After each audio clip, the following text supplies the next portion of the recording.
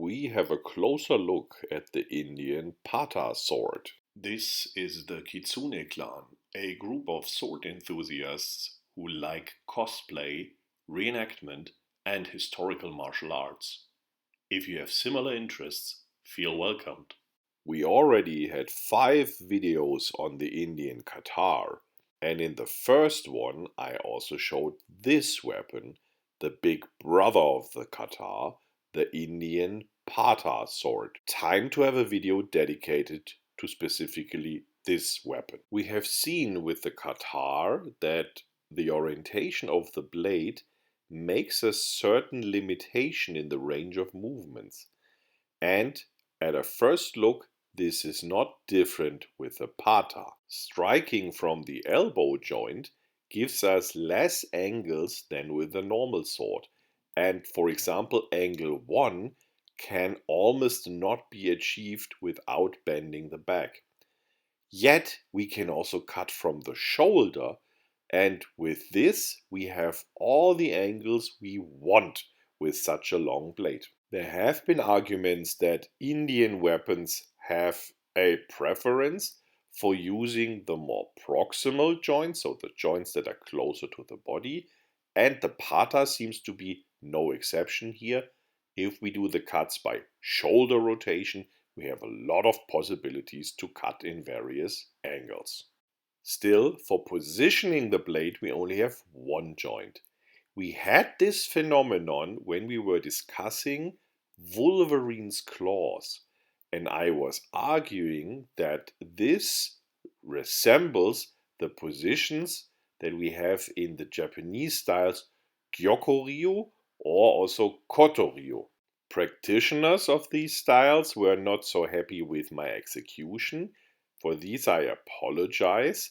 I was using these Japanese styles as a kind of referencing system, and I think this can also be applied here with the pata, that we in principle have only 6 positions and they can be described with terms from Gyokko-ryu or Koto-ryu. If we look very closely, we could also find these positions with the katar, but due to the shorter blade, it's much less obvious.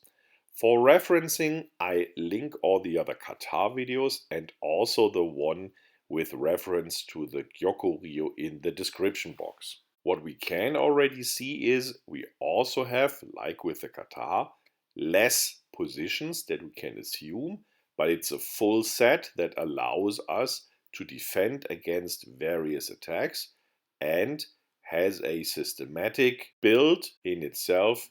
So the pata is a nicely systematically usable blade weapon. This of course now combines experience or better testing with a Japanese referencing system.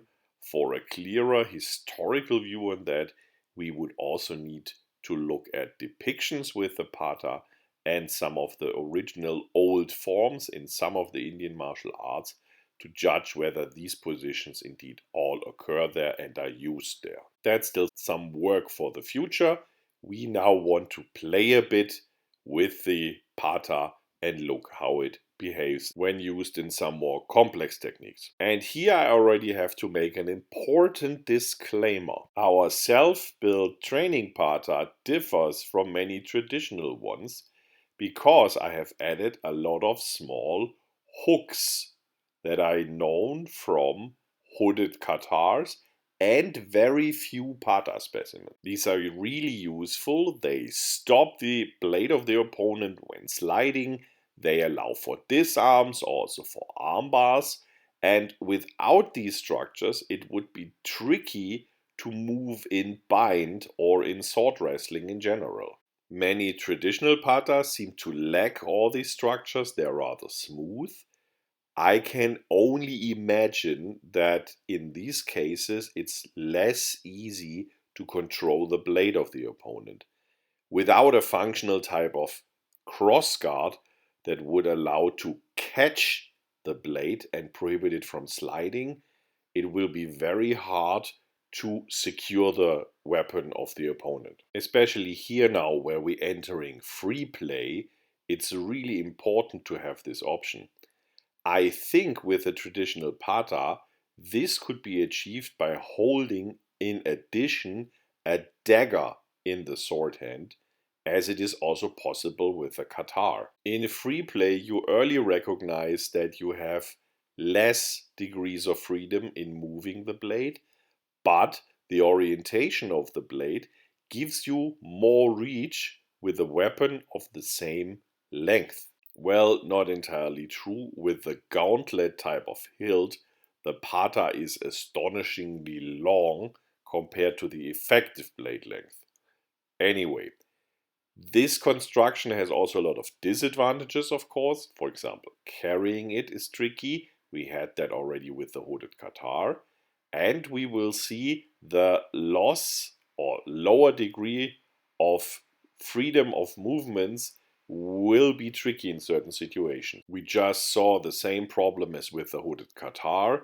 When the arm is trapped, it's really badly trapped, and you cannot easily wriggle out of this situation. And with a common pata, without all these hook structures that we have here in this rare version, we would also lack a lot of options that usually are used, like hooking, trapping, disarming, and whatsoever.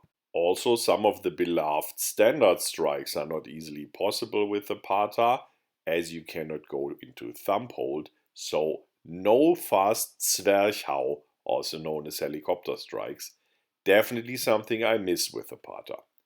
And here we have an example of the disadvantages of the gauntlet hilt. You can use this hilt for performing arm bars. And if twisted far enough, it's in principle not possible to let go.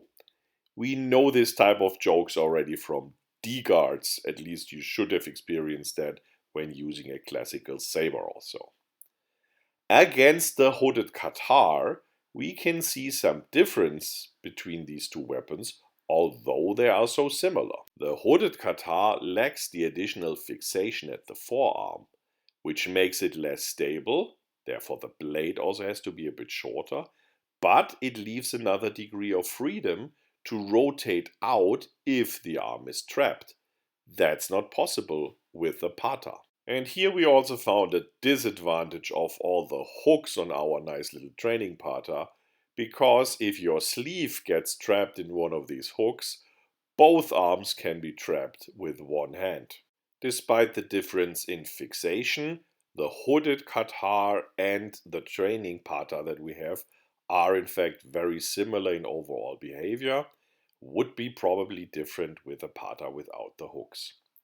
Against heavy weapons like the axe, the pata is tricky to use, and the only thing it can really do is play with the distance advantage that it has. Overall, the pata is an interesting and versatile weapon, and it's clearly a continuation of thoughts from the katar, which also emphasizes that it is really a useful piece that has seen too few occurrences in pop culture.